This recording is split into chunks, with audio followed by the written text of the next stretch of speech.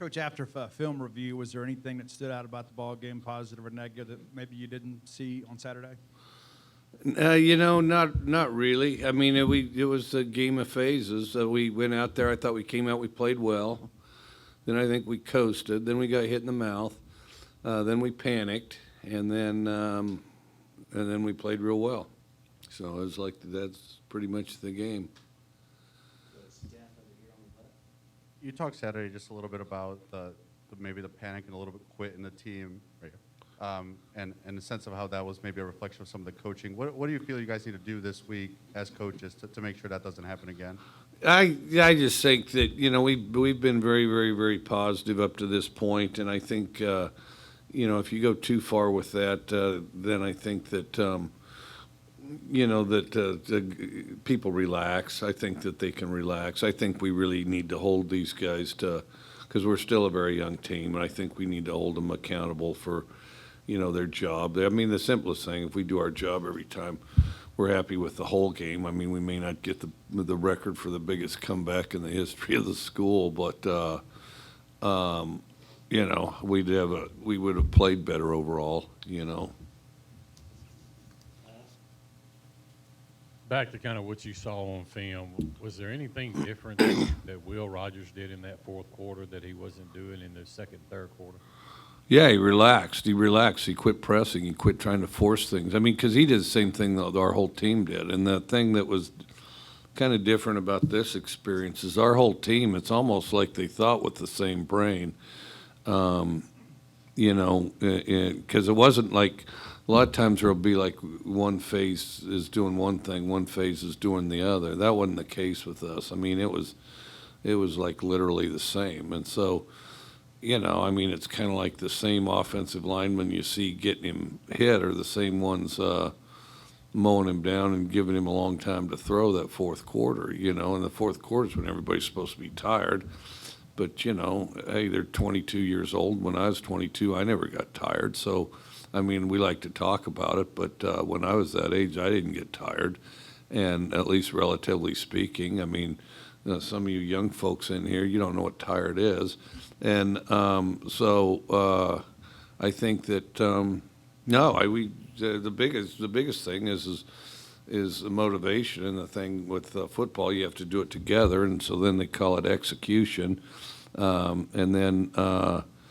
that's the thing is everybody's got to do it together simultaneously, and it was like a switch. I mean, the one of the best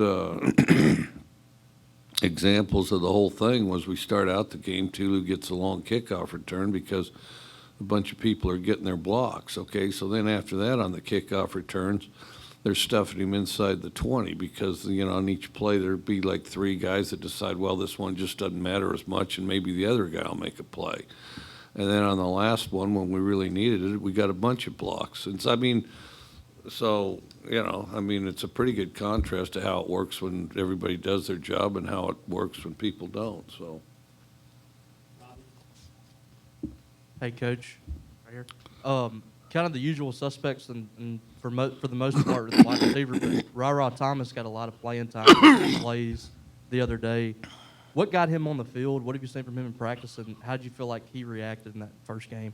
well, he reacted real well. I mean, he got the second ball of the game. At the time, I thought it was the first, but it was the second. And then he turned upfield and ran right through the defender and put the defender on his back.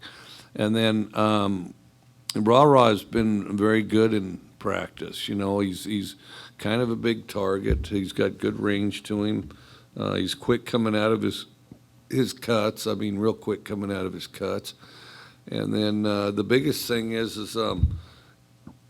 and I think the biggest thing for guys that play or do something good when they're young is he wasn't afraid to be out there. He just went out and did what he's been doing for a long time.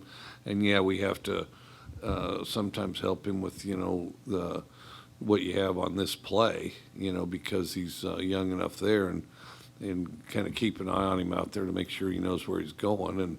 And he does a good job communicating that. And then, but he does it decisively. He doesn't tiptoe through it, and then he expects to make a play when the ball comes his direction. And I think he's going to be really good. Hey, Mike. NC State team coming in here that obviously played very well last week, got a ton of rushing yards. I think it was like 268. Evan Lear looked good under center. Just based on what you've seen from them, what problems on either side of the ball could they pose to your group, and how confident are you in your guys' chances against them, considering where you guys are at so far this season? Well, we definitely have to get better this week. They're a good team. I think on defense they run to the ball well. I think they play with, a lot of enthusiasm. The other thing, they got quite a bit of experience back. So, we just got to play well. I mean, NC State's going to do whatever they do, and we just have to focus on ourselves and be the best team that we can be out there. And I mean, that's all we really have control over. I mean, so if we do our job the best we can, I mean, that's gives us the best chance, so. Hey, Mike, NC State also plays a 3-3-5. Does that benefit you guys at all? Like just preparing this week, maybe you can go 1v1, one first unit versus first unit kind of in practice, or what, does that do anything for you guys that they kind of run a similar scheme? I was thinking about that last night, and it is somewhat familiar to what Zach does. Of course, it goes both ways, I mean, so they see it all the time too. So I think it kind of mitigates that way just because. Do we have an advantage? Yes, if they didn't go against the same thing, Steve? Coach, Will's numbers were really, really good in the box score. There were a couple instances where he held onto the football. When you had a chance to evaluate his performance, what did you think he did well, and what can he do better this week? I thought he started out really good, and I thought our team started out really good. I thought that, as our team started pressing and panicking, so did Will. That's when he forced balls or when he held on to balls, and he just has to get rid of them. I mean, get out of there and get rid of them. I mean, and we have to protect better. There's no question, but the extent to which he can get rid of them, he needs to. Because I always think the quarterbacks are. Everybody wants to dump on the O-line for sacks, which. They're definitely a part of it, but the quarterback can prevent taking them too. And then, but I thought he pressed along with the others. But I thought, he was pretty. And I thought he kind of, the biggest thing was he tried to do too much, knowing things were kind of breaking down, which we can't panic that way. But I thought of course, he did a great job there at the end. I had some long string without an incompletion type of deal. So, which of course, that was key to the comeback. And, as a coach, you say, well, hey, we should have done it all day. But and of course, that's easier said than done too. But we just need to try to be able to do it for a longer period of time and not wait till the end, Coach, Ruffin McNeil and Brian Mitchell, now on NC State staff, worked on U Attack. What was it like working with those guys, and what's it going to be like coaching against them on Saturday? Well, I hadn't looked at it. I knew Ruff was there. I didn't know Brian was there too. Because I know 2/3 of that staff. It'd be good to see him for like 30 seconds. That's about what you get. Everybody. One of the most popular questions, and I'm sure most of you guys have answered it or asked it. I mean, this isn't just some wistful walk down memory lane. I mean, maybe it would be if you didn't have the pressure of a football game. It'd be great. I mean, heck, take them all over Starkville. Hey, Brian Ruff, wait till you see this. I mean. Have you ever had one of these? Trouble is it's kind of 30 seconds in passing. Hey, how you doing? Good to see you. How's the family? Oh, really? Your son's there now. I mean, it's kind of that stuff. So, and then and then you're pretty preoccupied with the problems the other team's presenting out there on the field, and you're trying to solve them. Steph right here in the middle. Mike, no Malik Heath in that game Saturday. Was that a result of the bowl game, and do you expect to have him back this week? Yeah, Malik will definitely be back this week, and Malik had to attend to some personal issues, and so we're really excited to have him back, and he's excited to be here.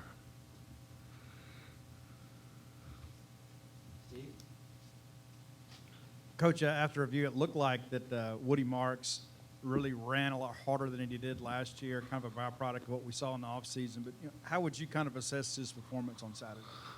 I thought he did a pretty good job. I thought I thought he did a good job, and he'd had a pretty good camp. But I did think he came downhill harder and faster, and then I think our O-line. Like I say, we got several games we're referring to here, but I thought when we were playing well, I thought he really came downhill well, and I thought our O-line did a pretty good job moving the pile at the more memorable phases of the game for Woody. Kind of in a similar vein as the Heath, I don't believe DeMonte Russell was playing either. Do you expect him to be back this week as well? DeMonte Russell? DeMonte Russell's here, and he'll be back.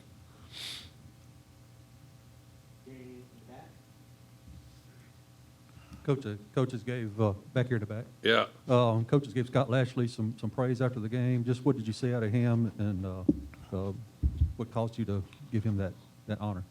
Well, I thought he played well. First of all, I thought he played well, and then also I thought he played consistently. He's got one play where he blocks three guys, which was quite impressive. Then we'd need a lot less players if we got a few more Scott Lashleys that could block three.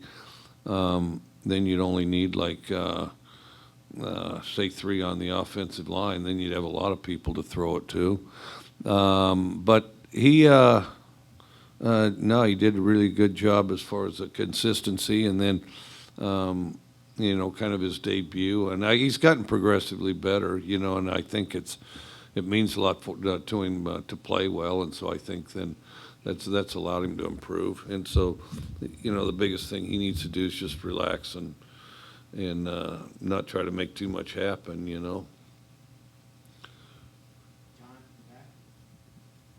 Mike, I remember last week going into the game at the Y, you said like Austin and Jaden were listed as or there, and you said, Austin, if you had to say he was ahead based on Saturday's game, is that still the case? And both of those guys in Saturday's game. No, I think it's pretty close. I think that Austin measures out quite well. Jaden's explosive. But Austin's more consistent. I think they're pretty even at the end of camp. It was pretty tough to say who. And then the other thing, we got guys closing in on both of them, and we'll see if they can catch him. But Rufus is very explosive. Jameer Calvin, who also had a good game, is explosive, and they can flip to either side. And then Ford is also playing really well, and I've had him and Wally quite even, so Wally needs to get on a roll and keep it that way, Coach, you mentioned Jameer Calvin. Obviously he has made the wide receiver core better, and it seemed like all of his touches were impactful in the ball game. What does he bring off the field to this unit to help make the wide receivers better? He's just got a lot of positive enthusiasm, as far as the whole body language, next play, he really does a good job reinforcing that. I think he does a really good job of being even keel as far as how he plays, that type of thing. And I think in some of it's experience. He's more experienced than any of those guys out there too, or most of them anyway, maybe all. And then, and I think, that's just starts to create a stability that we kind of need, Anything else? Maybe? Just curious if you knew that you've coached your teams to the largest comebacks at Mississippi State, Texas Tech and Washington State. Were you kind of aware of all three. All three, yeah. Wow. Well, I think a starting point is not to, so all three, which one was it? Okay, at Tech was at Minnesota, right? Right. And then the game, Which one at Washington State? I think it was 2015 Oregon maybe, or the 21 point, or no, that wasn't Oregon. No, at Washington State. Boise State. We had one against Oregon. Yeah, I hadn't really thought of that. I didn't realize that, but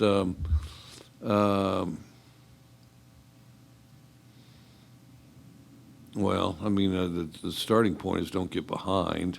You know, I think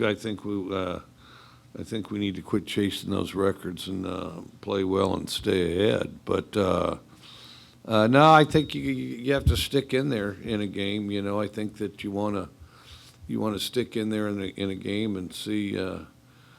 Now you got me wondering. There've been a lot of games. I wonder how many comeback deals there's been that my teams have been involved with. I don't know. Well, I think you need to stick in there. I mean, one thing that I really hate is some guy acts like, well, it just didn't matter very much. All of a sudden somebody gets behind and they want to act like it didn't matter very much. Really, it didn't matter very much. Really, is that why you went through all of off season, all of camp? Because it didn't matter very much, just because things aren't going your way. And I hate that. That drives me crazy. And then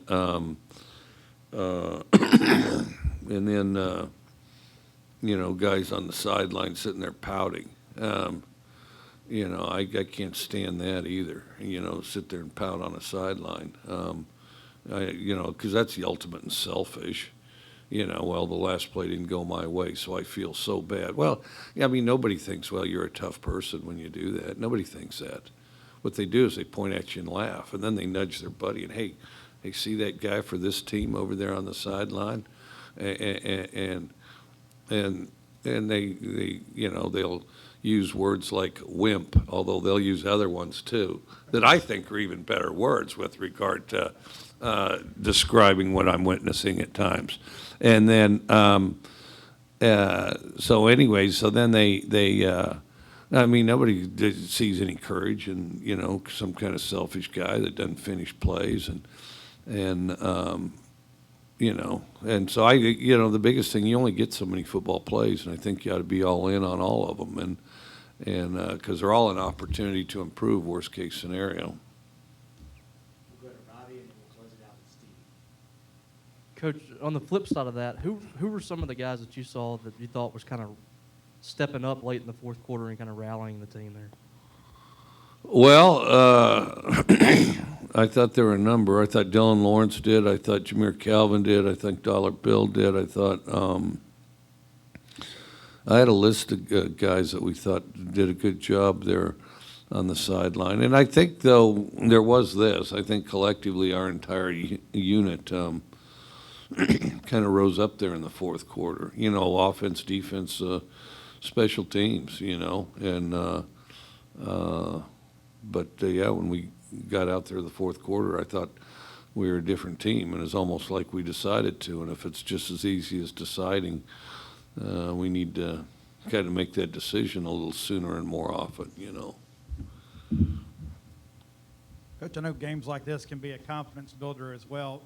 Do you feel that happening, and maybe did you see some of that in practice yesterday? I think the game showed what you're capable of if what you're capable of, and to never quit, to keep pushing through to the end. I think it illustrated that, and hopefully we learn that lesson and just maintain that. And it was, and I do have to say this, it was pretty gritty of our team and our players to push through and find a way to win one where we'd had a lot of adversity, most of which we created ourselves with the penalties and the turnovers. But there's a lot of teams that wouldn't have found a way to win that game, and we did. So. All right. Thanks, Coach. All right, thank you.